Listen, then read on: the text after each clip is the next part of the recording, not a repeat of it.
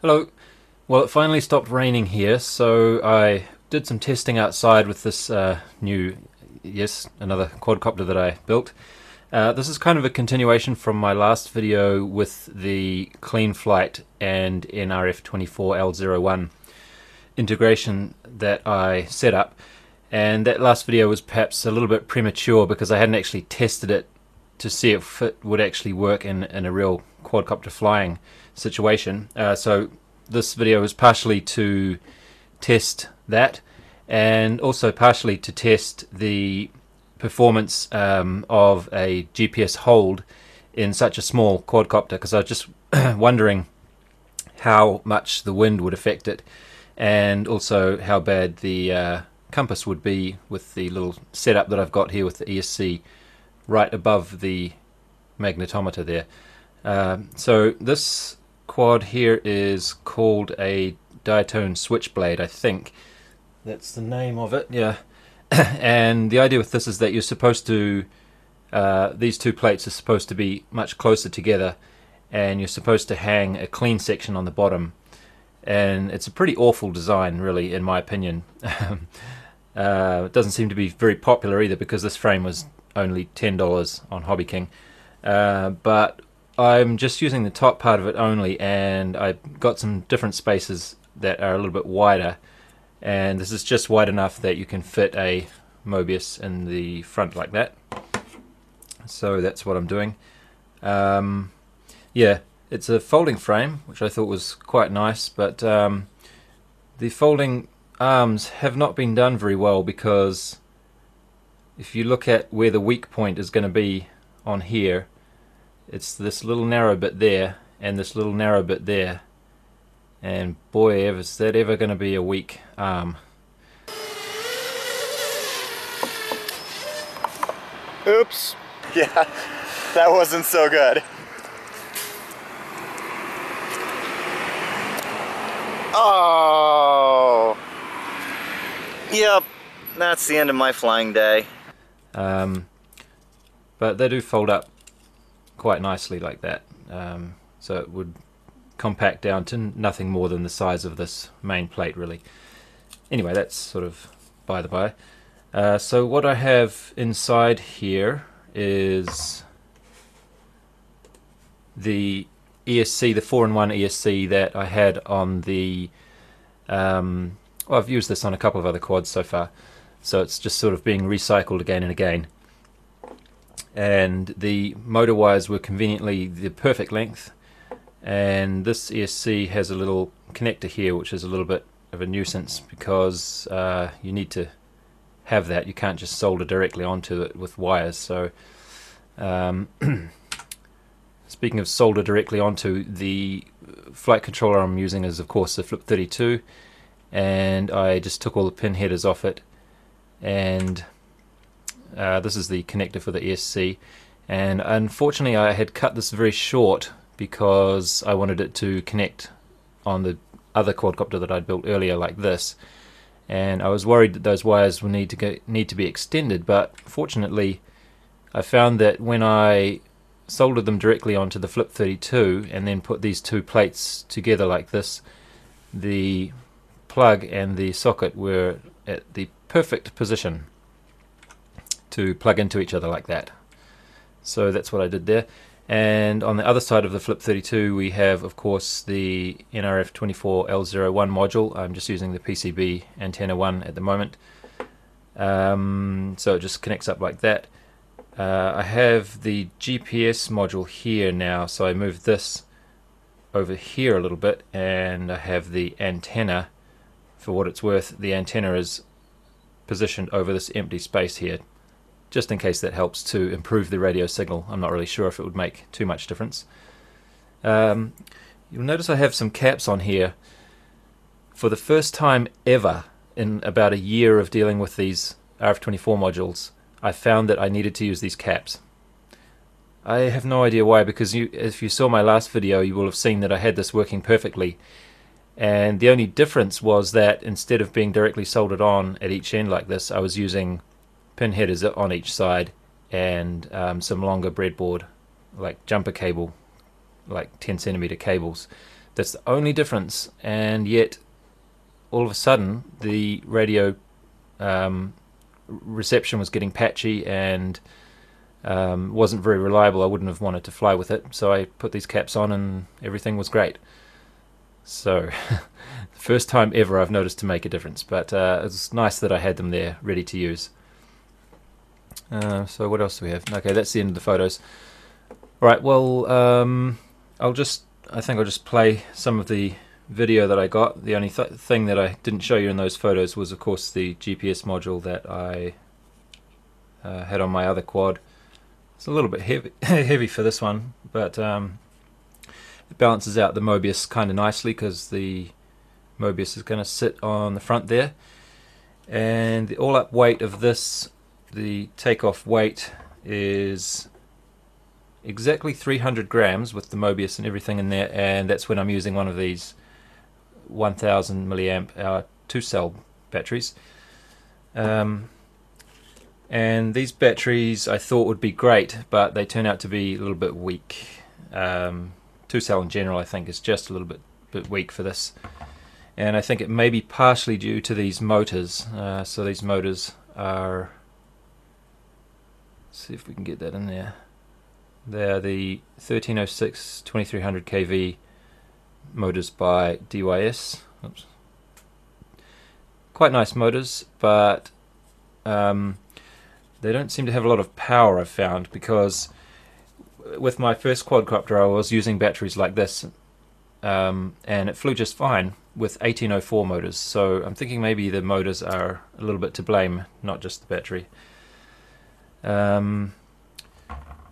Anyway, so, yeah, one thing that I should have mentioned right off the bat was I did have a little problem with the source code that I'd made for the nRF24 integration, and that was that I couldn't arm the quad at all until I turned off the failsafe checkbox in the Cleanflight configurator. So I think originally what was happening was that my code for the radio nRF24 module wasn't telling the flight controller that it had received data properly. It was setting those channels, as you saw when I moved the sticks. All the receiver channels were moving, but there was another step that I should have been doing that I wasn't doing. So to get around that, you can uncheck the failsafe checkbox in the configurator, and I've fixed the source code now, and I've re-uploaded the hex that I built, so if you get that hex now, that problem should be fixed. However, I found that when I tested that, I'm not sure if this is a problem with Cleanflight or not, but when I turned off my radio just to see what would happen with that failsafe setting, the motors went from the flying speed, and they, instead of turning off, which is what I expected them to do, they went to a very low speed, like about as low as you could get. So I would perhaps recommend just leaving that failsafe checkbox off altogether, and the result you'll get like that is that if you lose radio connection, you will just drop out of the sky. But fortunately I didn't have any radio connection loss, and I didn't have any drop out of the sky events. And I went up pretty high. I didn't really feel like going far away from myself sideways because I didn't want to drop it in the long grass, and I don't have a discovery buzzer on. But I went up about as high as I could see it. It was probably about 100 and whatever the legal limit is. It was probably about that, I think. Definitely fairly high, and I didn't have any problems with radio reception at all. So I think, yeah, as far as does the nRF24 integration work with Cleanflight, yeah, works fine. So the rest of the video is mainly about how the GPS hold test went, and most of the problems I had with that I think were due to the magnetometer being right under the ESC there, because I found that when I put the props on and held it in my hand like that and spun the motors up, I could see almost 20 degrees of the compass readings were differing by 20 degrees when I fired the throttle up to full. So that's not ideal, but I just wanted to sort of see what would happen with that anyway. And there wasn't much wind, but there was enough to push this around. But I think most of the problems, like I say, were coming from the compass being overpowered by the magnetic field of the ESCs. Anyway, let's have a look at what happened. Okay, I'm running this with 5x4.5 carbon reinforced props at the moment, and no Mobius to start with. I just want to check that we can get a GPS hold. Looks like we have a GPS lock, at least the GPS LED is blinking anyway.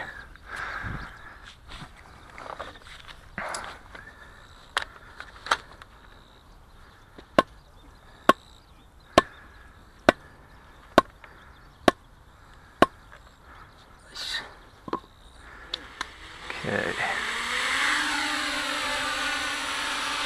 Not bad. Not bad at all.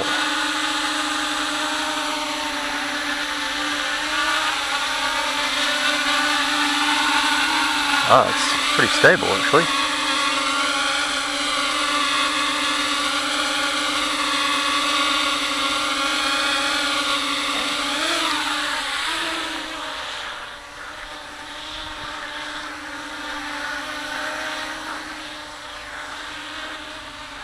Needs quite a bit of throttle to hover though.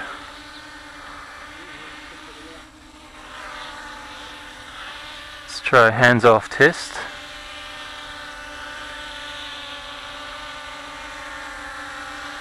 Okay, that is hands off. Not too bad. Seems to be trimmed alright for a change.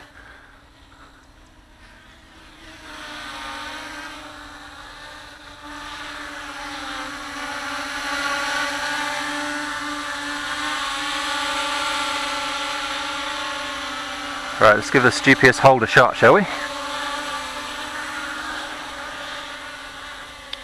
Alright, and we are going to hit the GPS hold there.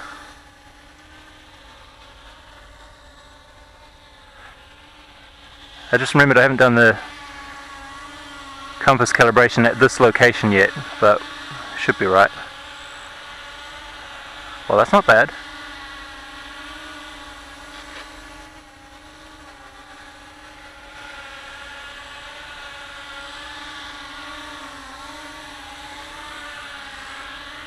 Yeah, it's not as good as the other quad was though. I think it's mostly just the compass that's being messed with.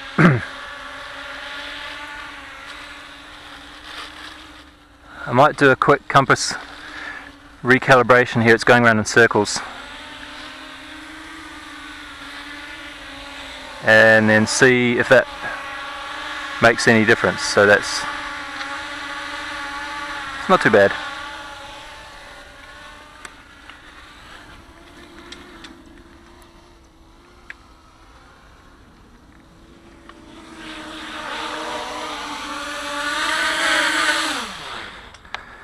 Yeah, it does need a lot of throttle though. Okay, I recalibrated the compass now. Probably won't make too much difference though, I think. Let's see.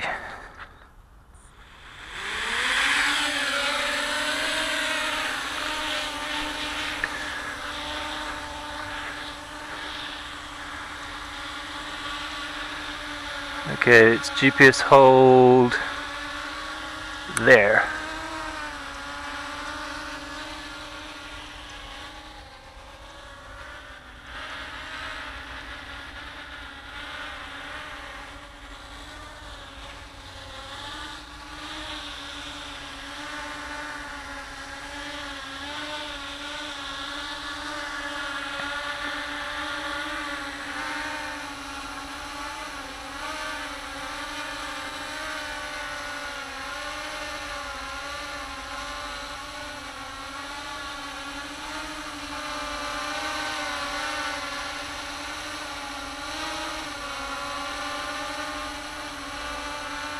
Okay, now I have the Mobius on there, which is kind of the final piece of the picture, and hopefully this is not going to cause any trouble for the GPS.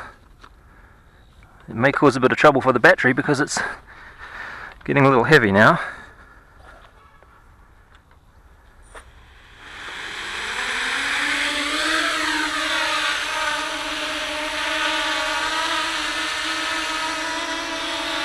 It's about 75% throttle.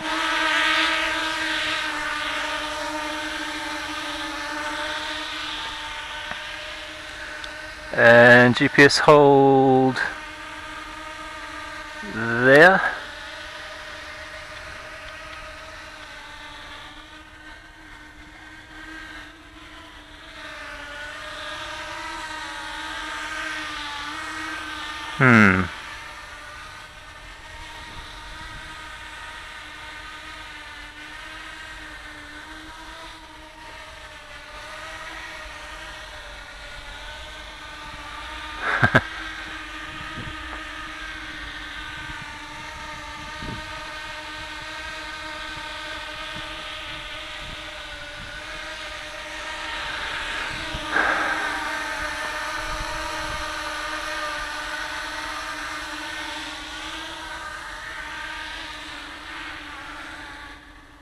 Well, it's wandering quite a lot occasionally, and it's not wandering with the wind, so I can't really blame the wind on this. I mean, blame this on the wind. Oh my goodness, that was 100% throttle. Didn't like that at all. When it's up higher, you don't notice the wandering so much because it's further away and don't notice it. I mean, it doesn't seem so, it doesn't feel like it's wandering as much, but it probably is the same.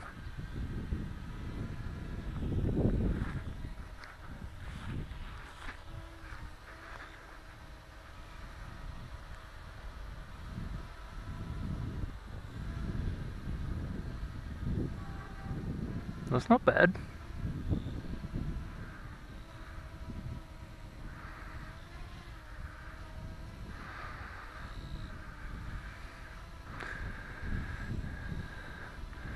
Let's do a little turn around.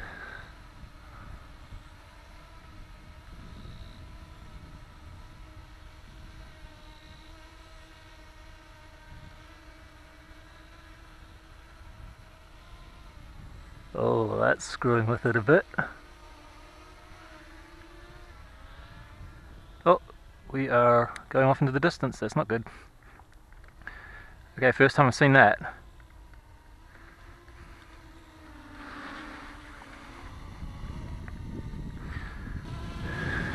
Let's see if I can turn the yaw around gradually, because when I tried that last time it was what started it going crazy. Let's try this. I'm just going to turn the yaw slowly.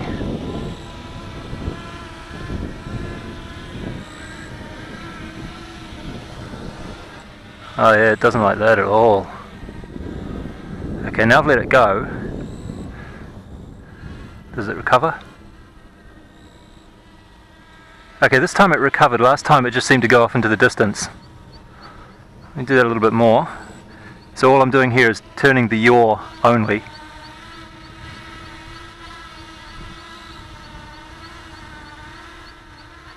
Now it's okay.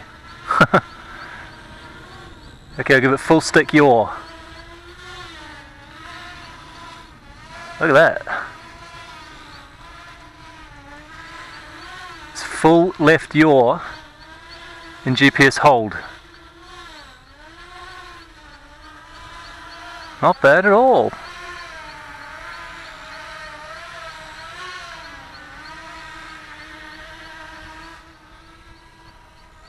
I like it.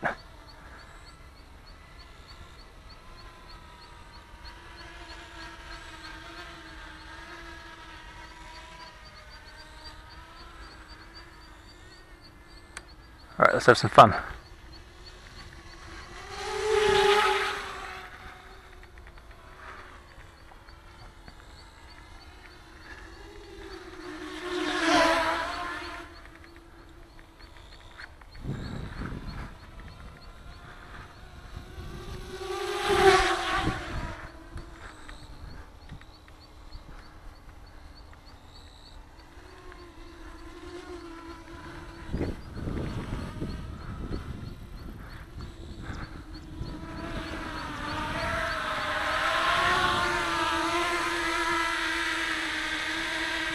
The guy was asking me just before how high can I take it.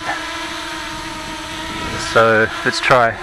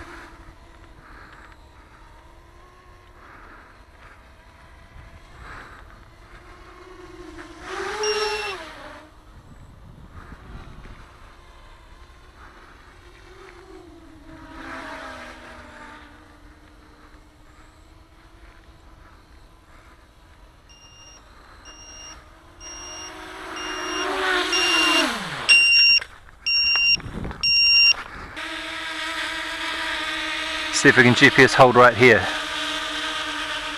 Ready, go.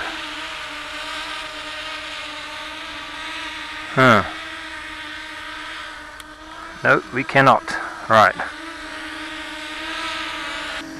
Well, there you go. In conclusion, I guess you could say it works fairly well for the most part, but in general I think small quads like this are not really the best thing for doing GPS hold with.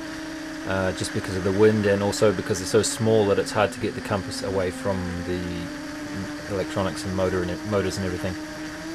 So I'll just finish up with a little bit of video of me showing this hawk who's boss, kicking him out of my territory, and thanks for watching. See you later.